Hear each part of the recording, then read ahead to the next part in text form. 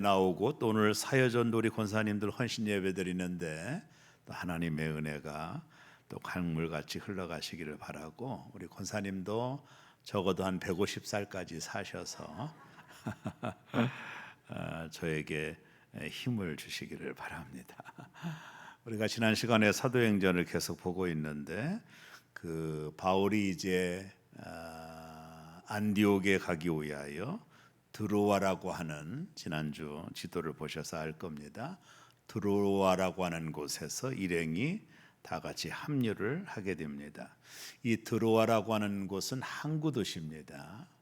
항구 도시가 어떤 의미인지 알죠? 물류가 배를 통해 왔다 갔다 하는, 그래서 무역업이 성행하고 그리고 한마디로 말하면 살기 좋은 곳이죠. 그래서 이 항구 도시였던 드로아에서 이제 바울이 배를 타고 안디옥으로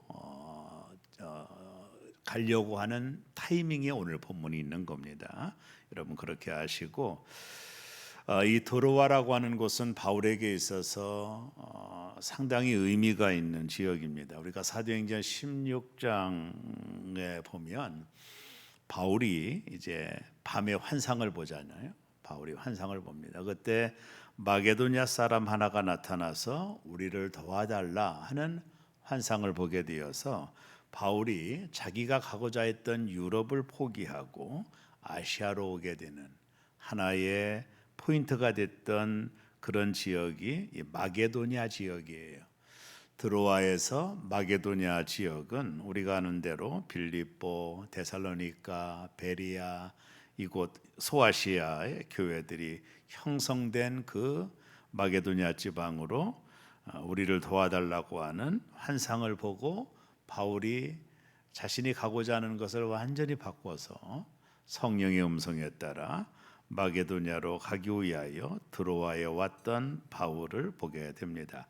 그래서 이 드로아라고 하는 지역은 항구 도시이며 바울의 전도 사역에 대단히 중요한 지역이다, 이렇게 보면 돼요.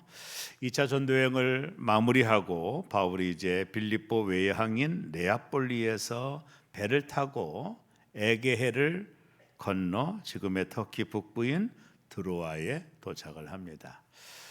제가 터키 갔을 때 드로아 항구를 가봤거든요. 터키에 그 스타벅스 1호점이 있습니다. 1호점. 그 스타벅스 1호점은 대단히 유명한 항구에 있는 곳인데, 거기서 커피를 마시는 뷰가 세계에서 가장 아름답다라고 하는 뷰예요. 스타벅스의 뷰 중에서. 그래서 제가 그 드로아에 가서 커피 한 잔을 먹었던 기억이 지금도 납니다. 이 네아폴리라고 하는 항구에서 배를 타고 에게를 거쳐 지금의 북부, 터키의 북부 지방인 드로아까지는 대개 이틀, 배로, 그 당시 배로 이틀 정도 걸리는 거리입니다. 근데 오늘 본문을 유심히 살펴보면 바울이 이 드로아까지 얼마가 걸렸느냐 하면 5일이 걸려요. 5일이. 많은 학자들이 이틀이면 오는 배 항로편이 왜 이렇게 오래 걸리느냐, 사람들의 이야기가 많았는데 이유는 하나입니다. 바울이 여기까지 오는 동안에 풍랑을 만난 것 같아요. 그래서 3일 동안 내내 풍랑으로 고생하다가 이 드로아라고 하는 지역에 바울이 도착을 했다, 이렇게 보는 것이 주경학자들의 해석입니다. 자, 바울은 이곳에서 1회 정도, 7일 정도를 머물다가 이제 배를 타고 안디옥, 나중에 사도행전을 보면 예루살렘으로 가죠. 이 일정을 마무리하기 위해서 이 드로아에서 한 7일 정도 바울이 머물기를 원했다, 이렇게 보면 됩니다. 바울이 풍랑으로 인하여 어려움을 겪었다라는 말씀 전했죠. 그래서 바울의 심신도 좀 어려워지고 육체의 피곤함도 있었던 차에 이 드로아에서 좀 안식을 얻고 그러고 가고자 한 7일 정도 이곳에 머물렀다, 이렇게 보면 됩니다. 근데 이 드로아는 바울이 본래 교회를 세운 것도 아닙니다. 근데 복음을 전하려고 머물렀던 것도 아닌데 우연찮게 이 드로아에서 놀라운 일이 하나가 벌어져요. 우리 그 일이 어떤 일인지 사도행전 20장 7절을 자막을 보고 성경을 보고 다 같이 한번 읽겠습니다. 그 주간에 첫날에 우리가 떡을 떼려 하여 모였더니 바울이 이튿날 떠나고자 하여 그들에게 강론할새 말을 밤중까지 계속하매. 자, 여기 아주 중요한 문장 하나가 그 주간의 첫날에라는 문장입니다. 이 말을 원을 가지고 보면 안식 후 첫날이라는 거예요. 그러니까 유대인들은 7일 토요일을 안식일로 지켰거든요. 그러니까 안식 후 첫날이면 오늘 우리가 지키는 주일이죠. 그래서 초대교회가 이제 바울의 이 태도도 있었지만 이제는 안식일을 지키지 않고 안식 후 첫날, 그날이 누구죠? 예수님이 부활하신 날입니다. 그 부활하신 날부터 초대교회가 주일을 지키게 된 거죠. 그래서 우리가 주일날 예배를 드리죠. 안식일 교인들은 아직도 토요일날 안식일을 지키지만 우리는 예수님의 부활을 믿기 때문에 안식 후 첫날 주일에 우리가 예배를 하듯 오늘 본문에도 그 주간의 첫날에, 쉽게 말하면 안식 후 첫날 주일에 저들이 함께 그 그룹들이 모였다라는 거예요. 뭘 하려고요? 떡을 떼려 하여. 이게 뭐예요? 성만찬입니다. 거기 이제 바울이 곧 떠날 텐데 아쉬움도 있고 복음을 전했던 멤버들과 함께 성만찬을 통해 한 형제를 느끼기를 원했던 거예요. 그래서 그곳에서 빵과 포도주를 준비해 놓고 바울과 그 일행이 성만찬을 하려고 했던 거죠. 떡을 떼며 코이노니아를 하려고 했던 것이 오늘 본문에 나옵니다. 그리고 나서 바울이 이제 이틀날 떠나야 되기 때문에 너무 아쉽잖아요. 그래서 거기 있는 사람들에게 강론할세 이러거든요. 하나님의 말씀을 질문하고 대답하는 일들을 하고 또 말을 밤중까지 계속하매. 이 밤중이라는 말이 헬라어에 보면 자정을 가리키는 단어거든요. 그래서 초저녁부터 말씀을 강론하고 하나님의 말씀, 여기 말이라는 말의 원어가 로고스거든요. 그러니까 하나님의 말씀을 전하는데 언제까지 전했느냐 하면 자정까지 말씀을 전했다 그 말이에요. 쉽게 말하면 사람들이 바울의 말에 귀를 기울였고 바울은 그들에게 초저녁부터 정오까지 말씀을 계속해서 강론하며 전했다. 이렇게 오늘 본문은 나오고 있죠. 그러니까 바울은 이틀 뒤면 이곳을 영영 떠나야 되기 때문에 더 이상 여기 있는 성도들을 볼 수도 없는 아쉬움과 또 그들에게 하나님의 말씀을 전하고 싶은 바울의 열정이 연합해 가지고 밤중까지 하나님 말씀을 전하는 바울의 모습을 보게 됩니다. 자, 바울이 어떤 메시지를 전했을까? 동일합니다. 바울은 예수님이 십자가에 죽었습니다. 우리 모든 사람의 죄를 위하여 십자가에 죽고 사흘 만에 부활했습니다. 그 예수를 믿으면 여러분이 의인이 됩니다. 그 예수를 믿으면 영원한 천국에 들림 받습니다. 그리고 여러분 모두는 부활하시게 될 겁니다. 이 내용을 바울이 이곳에서 말씀을 전한 것이죠. 그러니까 사람들이 바울의 말에 큰 은혜가 있었던 것 같아요. 대개 설교자가 설교를 잘 듣는 것 같지 않으면 빨리 끝내거든요. 여러분들이 제가 설교를 5분 만에 끝나게 하는 방법이 뭐냐면 다 땅바닥 쳐다보고 조시면 됩니다. 이분들이 들을 의향이 없구나. 그래가지고 빨리 끝낼 수 있으니까 뭐 그렇게 하든지 뭐 상관은 없는데요. 그런데 이들이 눈을 똑바로 뜨고 바울이 전하는 말씀을 스펀지에 물을 빨아들이듯 빨아들인 거죠. 그러니까 바울이 설교자로서 열정이 있는 거예요. 그 힘을 가지고 계속해서 복음을 전하다가 시간을 봤더니 밤 12시까지 열정적으로 바울이 복음을 전하게 된 거예요. 거기는 사람들이 잠도 안 자고 열정적으로, 여기 오늘 본문에 보면 3층 건물이라고 했으니까 아마 누군가의 집이었겠죠. 그곳에서 어떤 사람은 창문에 걸터 앉기도 하고 어떤 사람은 회중석에 앉기도 하고 어쨌든 저들이 바울이 전하는 메시지에 길을 쫑긋 세우고 복음을 듣게 된 거예요. 자, 여기까지는 참 좋아요. 얼마나 은혜롭습니까? 근데 사건 하나가 드디어 터집니다. 20장 9절을 우리 다 같이 한번 읽어보겠습니다. 유두고라 하는 청년이 창에 걸터 앉아 있다가 깊이 졸더니 바울이 강론하기를 더 오래 하매 졸음을 이기지 못하여 3층에서 떨어지거늘 일으켜보니 죽었느니라. 야, 이게 큰일 났죠.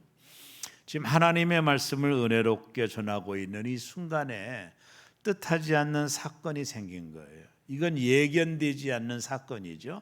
특별히 유두고라고 하는 청년, 유두고라고 하는 말이 헬라어로 유티쿠스라는 말을 쓰더라고요. 이 말은 뭐냐면 노예라는 뜻입니다. 그러니까 이 드로아 항구에서 아침부터 열심히 노예로 생활하던 유두고가 바울이 어떤 집에서 복음을 전한다라는 말을 듣고 그 피곤한 몸을 이끌고 온 것 같아요. 제가 볼 때.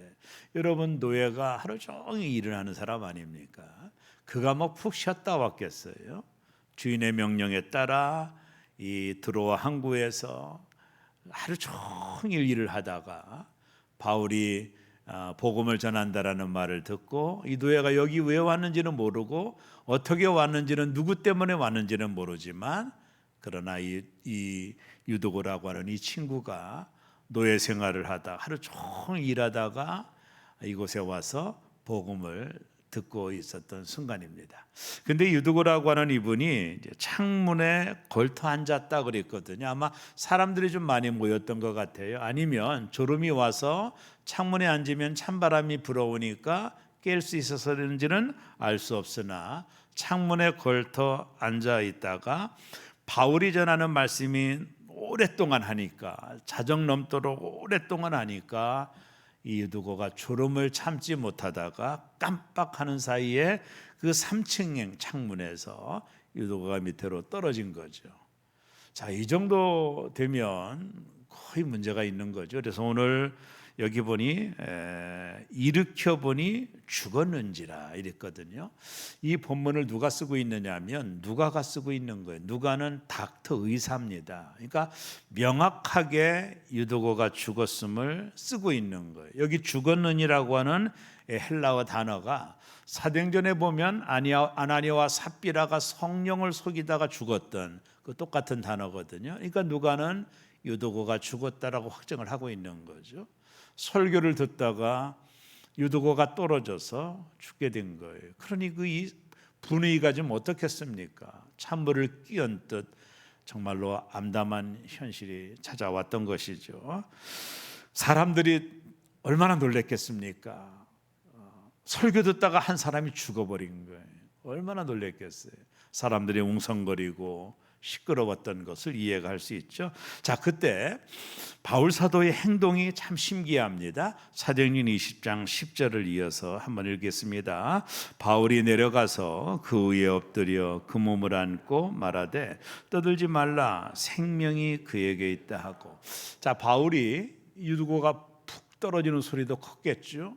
사람들이 죽은 것을 확인하고 바울이 너무 놀래가지고 바울이 이제 내려가서 한 행동이 아주 재미나죠. 그 청년, 이 죽은 청년 위에 자신의 몸을 엎은 거예요. 자, 이런 것이 어디에 나오느냐 하면 열왕기상 17장에 보면 사르밧 과부의 아들이 죽었을 때 엘리야가 똑같은 행동을 합니다. 그러니까 바울은 구약의 이 사건을 아마 생각했던 것 같아요. 엘리야가 사르밧 과부의 아들이 죽은 아들의 몸에 자신의 몸을 엎거든요. 눈과 눈을 마주치고 코가 마주치면서 이렇게 선언하는 장면이 나오거든요. 오늘도 똑같이 바울이 그런 모습을 취하고 있는데 여기 중요한 몇 가지 단어 중에 하나가 떠들지 말라 생명이 그에게 있다. 여러분 떠들지 마십시오. 이게 사람들에게 말하는 겁니다. 웅성웅성 됐을 것이고 야 이게 큰일 났다. 어떻게 해야 되느냐, 뭐 수많은 사람들의 떠드는 소리가 들렸을 거예요. 바울이 그 모든 것들을 가리켜서 떠들지 말라 하면서 생명이 그에게 있다, 그가 살아날 수 있다, 생명이 그에게 있다, 바울이 그렇게 이야기를 하게 된 거예요. 그러고 나서 바울 사도가 유두고를 살리죠. 자, 그리고 사도행전 20장 12절을 이어서 한번 다 같이 읽습니다. 사람들이 살아난 청년을 데리고 가서 적지 않게 위로를 받았더라. 유두고가 살아난 것은 예수님의 부활을 전하는 바울의 메시지와 오버렛이 되는 거예요. 그래서 이 본문이 대단히 중요한 겁니다. 죽었던 유두고를 바울이 살려내잖아요. 그러면서 바울이 전한 메시지가 내용이 뭐죠? 예수님 부활하셨다라고 하는 메시지를 전하고 있었던 차예요. 근데 죽었던 유두고가 살아남으로 인하여 바울이 전하는 이 부활의 메시지가 실제적인 메시지로 들려왔을 거예요. 죽은 유두고가 살아난 거예요.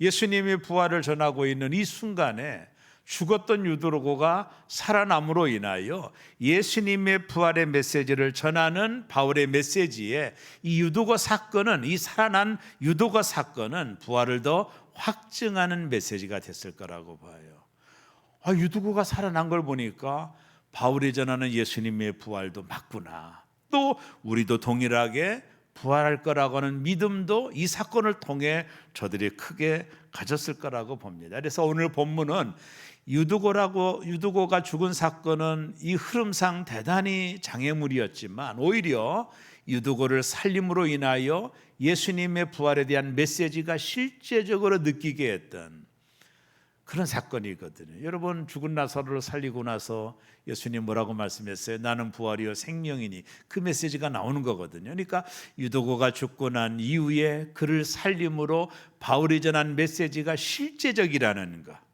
너희가 유두고가 살아난 걸 눈으로 봤지? 예수님께서 살아나셨어, 믿을 수 있지? 또한 너희들도 모두 다 주님의 부활에 동참할 거야. 이런 강력한 메시지가 오히려 화가 변하여 복이 되는 놀라운 본문의 흐름을 우리가 발견하게 되는 겁니다. 그래서 오늘 말씀은 그런 면으로 하나의 사건이 이 상황을 어렵게 만들 상황이었지만 오히려 그것이 복이 되는, 바울이 전한 메시지와 매치가 되어 강력한 설교가 되었던 내용이 오늘 본문의 사건입니다. 이 땅을 사는 동안에 우리가 여러 가지 일들을 겪어요. 그것이 내 인생에 어떤 때는 왜 이런 일이 오지? 라고 말할 수도 있겠지만 그것이 우리 인생에 넓게 바라보면 오히려 복이 되고 축복이 되는 경우가 대단히 많습니다. 우리나라 말에 세옹지마라는 말도 있잖아요. 그 말과 동일한 거예요. 믿음 생활에 있어서도 우리가 원치 않는 경우를 당하고 어려움을 겪고 내가 원하는 대로 모든 일이 되어지지 않는다 할지라도, 그러나 그 모든 것을 합력하여 선을 이루시는 하나님의 섭리가 언제나 우리에게 존재하는 겁니다. 저는 그것을 온전히 믿거든요. 저는 몇 번 얘기했지만 제가 마음에 소원이 있으면 기도합니다. 무작정 기도하지는 않습니다. 제가 일주일 새벽마다 한 끼씩 음식하든지 아니면 14일 하든지 간에 그때마다 감동을 받아 기도를 해요. 왜요? 구하지 아니하면 얻지 못함이라, 그 말을 믿기 때문이에요. 그래서 시간을 정해놓고 날짜를 정해놓고 기도합니다. 그리고 그게 동안에 내 마음의 소원을 하나님 앞에 올려드립니다. 내가 드린 기도가 내가 알 수 있을 정도로 분명하게 올려드립니다. 그리고 그 시간이 지나서 나오는 모든 결과는 하나님께 맡깁니다. 내가 원하지 않는 결과가 온다 할지라도 저는 이렇게 생각합니다. 이게 내게 좋은 것이 아니었구나, 받아들입니다. 그런 인생을 살다 보니까 지금 여기까지 오는 동안에 제가 분명하게 말씀할 수 있는 것은 오히려 그것이 나를 더 성숙시키고 또 나를 이곳으로 이끌었던 많은 스토리가 있는 거예요. 결국에 하나님은 모든 것을 합력하여 선을 이루시는 분이에요. 오늘 유두고 사건은 이 흐름상 가장 나쁜 일이 벌어진 거거든요. 사람이 죽어나갔습니다. 이 얼마나 큰 나쁜 일입니까? 근데 이 사건이 오히려 예수님의 부활을 증거하는 하나의 표징이 되는 놀라운 일들을 하나님이 허락해 주신 것이죠. 바울이 빌립보 감옥에 갇혔을 때, 매를 맞고 옥에 갇혔을 때 그가 한밤중에 하나님을 찬양했잖아요. 여러분 얼마나 억울합니까? 말씀 전하다가 매 맞고 감옥에 갇히고 하나님 이러면 됩니까? 따질 수도 있었지만 바울은 감사하며 하나님을 찬양하죠. 아마 이런 생각을 했을 거예요. 하나님은 이 모든 것을 합력하여 선을 이루실 거야. 결국에 바울의 말이 맞았거든요. 그가 감옥에 갇힘으로 간수가 구원받고 복음이 전해지는 놀라운 역사가 일어나게 된 거거든요. 우리의 삶에 당하는 여러 가지 일들 속에서 우리를 당황하게 만드는 일들도 있고 우리가 원하지 않는 대로 결과가 나올 수도 있겠지만은 하나님을 사랑하는 자 곧 그의 뜻대로 부르심을 입은 여러분과 저에게는 모든 것을 합력하여 선을 이루시는 하나님의 역사가 있음을 믿으시기를 바랍니다. 항상 기억하십시오. 아직 좋은 날은 오지 않은 겁니다. 한번 따라합니다. 아직 좋은 날은 오지 않은 겁니다. 아직 좋은 날은 오지 않은 것입니다. 여러분, 하나님은 약속했습니다. 구하는 자에게 뭐 주시겠다고요? 좋은 것 주신다고. 좋은 날은 오지 않은 거예요. 어떠한 상황 속에서도 절망하거나 낙망하면 안 돼요. 하나님이 끝이라고 하지 않을 때까지 끝은 아니에요. 그게 성도들의 삶의 모습이에요. 오늘 여기 악조건이 벌어진 이 상황, 바울이 전하는 메시지가 힘을 잃어버릴 수 있는 이 상황을 만났는데 하나님이 오히려 합력하여 선을 이루어 예수님의 부활을 살아났던 이 청년을 통해, 유두구를 통해 확실하게 보여주는 강력한 메시지가 나오게 된 거죠. 어떤 일이 있더라도 여러분 당하거나 인생을 포기하거나 절망하지 말고 여전히 나를 사랑하시는 하나님은 모든 것을 합력하여 여전히 선을 이루고 있다는 사실을 온전히 신뢰하며 날마다 주 안에서 승리하는 여러분 되시기를 주의 이름으로 축원합니다. 아직 좋은 날은 오지 않은 겁니다. 제가 늘 가슴에 담고 있는 말입니다. 아직 좋은 날은 오지 않은 것입니다. 기도하겠습니다.